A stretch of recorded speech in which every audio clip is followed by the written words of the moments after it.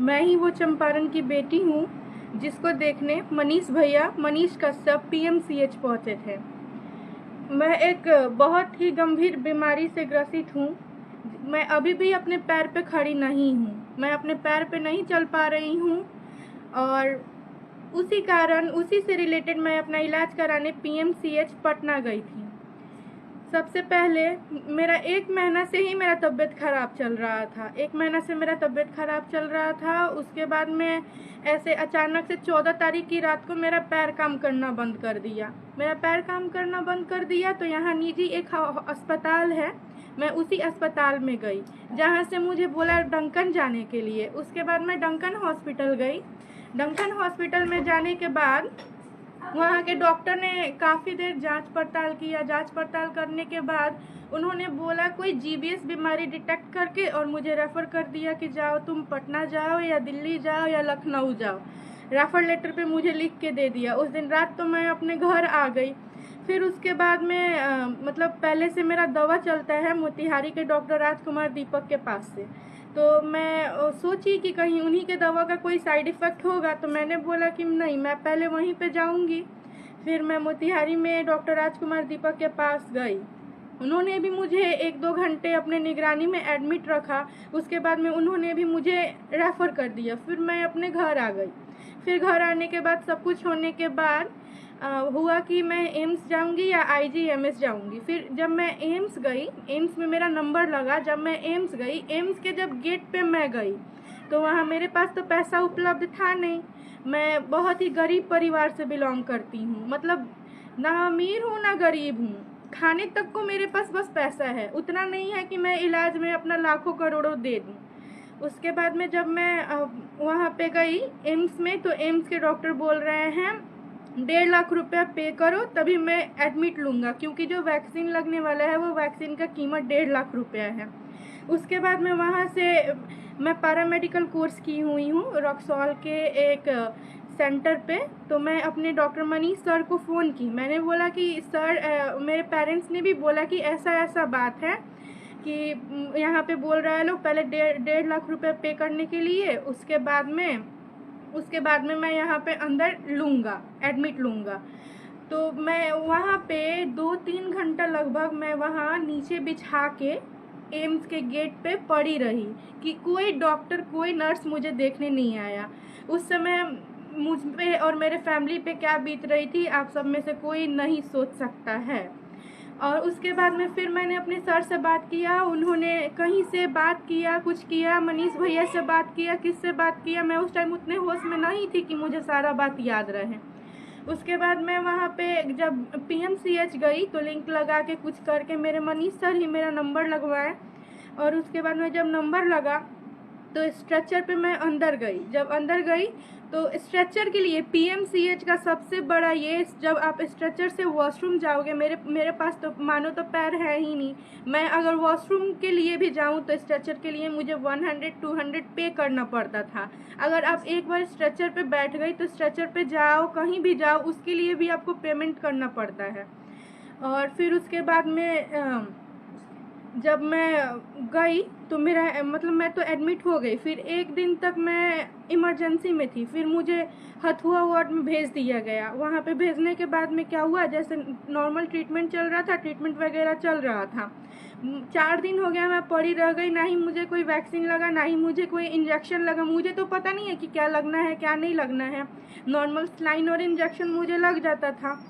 तो फिर उसके बाद में मैंने अपने सर को फ़ोन किया कि सर आपने बोला था कोई इंजेक्शन लगेगा, और मतलब यहाँ कोई भी इंजेक्शन का प्रक्रिया नहीं है। डेली जांच वगैरह हो रहा है, सीवीसी, एलएफटी, केएफटी, नॉर्मल यही सब जांच हो रहा था। फिर उसके बाद में 4 दिन तक ऐसे ही हो गया। फिर मैंने अपने सर को बोला कि सर यहाँ पे ना प्रोसेस है, सब कुछ का व्यवस्था है, लेकिन गरीब लोगों के लिए कुछ नहीं है। सब है, नेताओं के लिए है और जो डॉक्टर हैं उनके परिवार के लिए है। हम लोग जैसे आम जनता के लिए कुछ नहीं है यहाँ पे। फिर उसके बाद में सर ने बोला कि तुम टेंशन नहीं लो, मैं बात करता हूँ किसी से। फिर मेरे सर ने पता नहीं किससे बात किया, नहीं किया। और फिर उसके बाद में डॉक्टर्स आते थे, देखते थे और बोलते थे कि हाँ होगा, लेकिन कब होगा कोई नहीं बोलता था। उसके बाद में 4 दिन तक बेड पे रहने के बाद मेरी हालत ख़राब हो गई। धीरे धीरे मेरा हाथ भी काम करना बंद कर दिया था। अभी भी मेरे हाथ में उतना ताकत नहीं है। फिर उसके बाद में धीरे धीरे मेरा हाथ भी काम करना बंद कर दिया था। तो मैंने सर को बोला, तो सर मैंने अपने मनीष भैया को भी बोला। जब मेरे मनीष भैया को झूठा इल्ज़ाम में फंसा के जेल भेजा गया था, उस समय मैं अपने पैरामेडिकल के थ्रू से मैं अपने भैया को राखी भेजी थी। उस समय भी मैं अपने भाई के साथ थी। तो जब मैं हॉस्पिटल में पड़ी थी, मेरे भाई मेरे को देखने कैसे नहीं आते हैं। आप ही लोग किसी को देखने जाओगे, आपकी भी बहन, माँ, कोई भी भर्ती हो सकती है, तो आप देखने जाओगे तो इसका मतलब क्या हुआ? आपको मारा पीटा जाएगा, आपके साथ गलत व्यवहार होगा? नहीं ना। वो माइक लेके आए थे या वीडियो बना रहे थे या क्या कर रहे थे कि उनके साथ ऐसा व्यवहार हुआ? उस समय मैं बोलने के होश में नहीं थी। उस समय भी मैं बोल रही थी मुझे नहीं कराना है ट्रीटमेंट, मुझे घर ले चलो। जहाँ पे मेरे भाई के साथ ऐसा व्यवहार हुआ है, मैं मर जाऊंगी, बट ट्रीटमेंट नहीं कराऊंगी। बट मैं उठने के भी होश में रहती तो मेरे भाई के साथ उस दिन वैसा नहीं होता। मैं वहाँ से निकल जाती, मेरा ट्रीटमेंट नहीं होता, लेकिन उसको कोई टच नहीं करता। उसके बाद में क्या हुआ, वो गए अंदर और जाके बोले कि ट्रीटमेंट मतलब वैक्सीन जो है वो लगाने के लिए। मैंने फिर मनीष भैया एक दिन पहले किसी को भेजे थे, वो आया, कुछ हुआ, लेकिन उसका बाद कभी कोई सुनवाई नहीं हुआ। उसके बाद में चौथे दिन मनीष भैया आए तो बोले कि जांच का रिपोर्ट सब आएगा, तो वो लोग बोला वैक्सीन लगेगा। तो उसके बाद में मनीष भैया गए और खुद से मेरा रिपोर्ट लेके आए, जो कि रिपोर्ट बोल रहा था लोग कि इस दिन नहीं मिलेगा, अगले दिन मिलेगा, नहीं तो मंडे को मिलेगा। फिर जाके भैया मेरे लिए वो लेके आए और उसके बाद में जब डॉक्टर को दिखाएं तो डॉक्टर बोल रही है कि आज से ट्रीटमेंट स्टार्ट नहीं होगा, कल से स्टार्ट होगा। किसी की भी बहन जब व्हील चेयर पर बैठी रहेगी तो किसी के भाई को कैसा लगेगा? जब मैं उस समय व्हील चेयर पे थी तब मेरे भाई को भी अच्छा नहीं लगा। उसके बाद में क्या बोला जाता है, फिर मेरा भाई गया अंदर, जो एक डॉक्टर थी, लेडीज़ डॉक्टर थी, उससे गया, बात किया कि क्या दिक्कत है, नहीं है। उसने बोला जीवियस सिंड्रोम जैसा लग रहा है, रिपोर्ट आने के बाद जांच होगी। तो फिर उसके बाद में भैया ने बोला कि मैं रिपोर्ट लेके आता हूँ। फिर वो रिपोर्ट लेके आ गया। उसके बाद में जब रिपोर्ट लेके आ गए तो डॉक्टर के पास गया तो डॉक्टर बोल रही है कोई बड़ा डॉक्टर अभी हॉस्पिटल में अवेलेबल नहीं है, अभी नहीं रिपोर्ट देखा जाएगा, जब बड़े डॉक्टर आएंगे तब रिपोर्ट देखेंगे कल। तो भैया बोले कि ठीक है, आप बताइए बड़े डॉक्टर कहाँ हैं या यहाँ पे सुपरिटेंडेंट कहाँ हैं, मैं वहाँ पे जाऊँगा, उनसे बात करूँगा, ट्रीटमेंट आज से स्टार्ट होगा। क्योंकि डॉक्टर मुझे खुद डेली आके बोलते थे कि एक एक मिनट इसके लिए एक एक साल है, एक एक मिनट इसका केस ख़राब हो रहा है, आप लोग जल्दी जल्दी सब कुछ कराइए। फिर उसके बाद में जब भैया गए रिपोर्ट लेके आ गए, फिर भी वो कुछ नहीं बोली। भैया हाथ जोड़ के, मेरे भाई उससे हाथ जोड़ के बोल रहे थे कि इसका ट्रीटमेंट स्टार्ट करो। क्या उन्होंने क्या किया था? उसको क्या बोल दिया था? उसको गाली दिया था या उसको क्या किया था? उन्होंने बस बोला था कि मैं हाथ जोड़ रहा हूँ, मेरी बहन का इलाज करो, आप भी मेरी बहन जैसी हो। एक डॉक्टर है तो वो पहले एक औरत है, किसी की बहन भी होगी, उन्होंने बहन बोल दिया तो क्या ही बुरा हो गया। उसको नहीं पसंद आया वो डॉक्टर को, तो वो बोल देती डायरेक्ट कि मुझे बहन मत बोलो, बात वहीं पे ख़त्म हो जाता। उस लगे चिल्लाने कि मैं किसी की बहन वहन नहीं हूँ। उसी टाइम से हाथ जोड़ के वो बोल रहे थे, किसी पे क्या बीतता। फिर उसके बाद में वो हट गए वहाँ से और वहाँ से चले गए। फिर वो बोले कि मैं जाऊँगा सुपरिटेंडेंट के पास, वो गए अभी वहाँ पे चले गए। उसके बाद में वो लड़की फ़ोन की, किसी को फ़ोन की और 4-5 बंदे को बुलाई। मैं नहीं देखी, वो डॉक्टर के ड्रेसअप में नहीं थे, मैं उनको गुंडा ही बोलूँगी। वो 4-5 गुंडे को फ़ोन करके बुलाई। वो लोग आए और वो लड़की लगी अपना रोने चिल्लाने, इतना ज़ोर ज़ोर से चिल्लाने रोने लगी वो जो डॉक्टर थी वो। और उसके बाद में 4-5 लड़के आए, आके बोल रहे हैं मनीष कश्यप की माँ का ये तो वो, मतलब दुनिया भर का गाली। फिर बोल रहा है कि मनीष कश्यप जिसको देखने आया था वो मरीज कौन था? तो बोला लोग मेरा बेड नंबर 8 था, बोला बेड नंबर 8 पे। फिर वो मुझे देखने आया। इतना में मतलब कोई भी इंसान बीमार है, मैं 1 महीने से लगभग बीमार थी, तो कोई भी अंदर से वीक हो जाएगा। मैं स्ट्रेच व्हील चेयर पर बैठी थी, मैं बहुत ही ज़्यादा वीक हो गई थी। उसके बाद में वो लोग इतना मेरे पीछे आके अगल बगल में चिल्लाया, इतना चिल्लाया कि मैं बेहोश हो गई। फिर भी डॉक्टर वहाँ के कुछ नहीं किए, ना ही मुझे देखें। फिर भी उसके बाद में क्या हुआ कि वो आए, डॉक्टर इतना चिल्लाए कि मुझे कुछ भी समझ नहीं आ रहा था, मैं बेहोश हो गई। उसके बाद में जब मुझे होश आया तो वहाँ पे जो अगल बगल में पेशेंट थे, उसके साथ जो गार्जियन थे, वो मुझे उठा के बेड पे ले जाके रखे।